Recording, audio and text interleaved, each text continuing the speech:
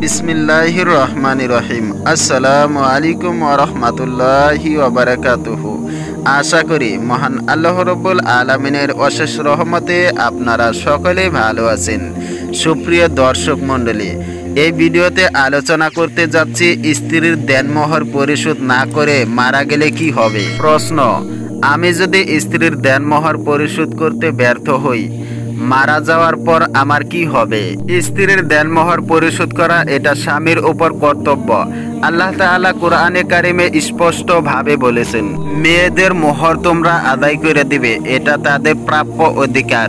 স্ত্রীর মোহর পরিশোধ করা ছাড়া যদি কেহ মারা যায়, স্ত্রীর কাছে মোহরের টাকা দেনাদার হিসাবে কিয়ামতের ময়দানে দাঁড়াতে হবে। এবং ফোকাহে কেরামান মোহরের মাসআলা সুন্দরভাবে বর্ণনা করেছেন। ফোকাহে কেরামান বলেন, কোনো মানুষ যদি মারা যায়, তার পরিত্যক্ত সম্পদ থেকে স্ত্রীর মোহরানা পরিশোধ করতে হবে। এটা পাওনাদারের পাওনার মতো।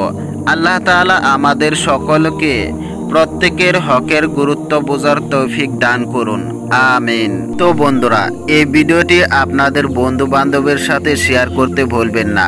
আর এর সাথে যদি এই চ্যানেলে নতুন হয়ে থাকেন, তাহলে এখনই এই চ্যানেলটিকে সাবস্ক্রাইব করে রাখুন। তো সবাই ভালো থাকবেন, সুস্থ থাকবেন। আসসালামু আলাইকুম ওয়া রাহমাতুল্লাহি ওয়া বারাকাতুহু।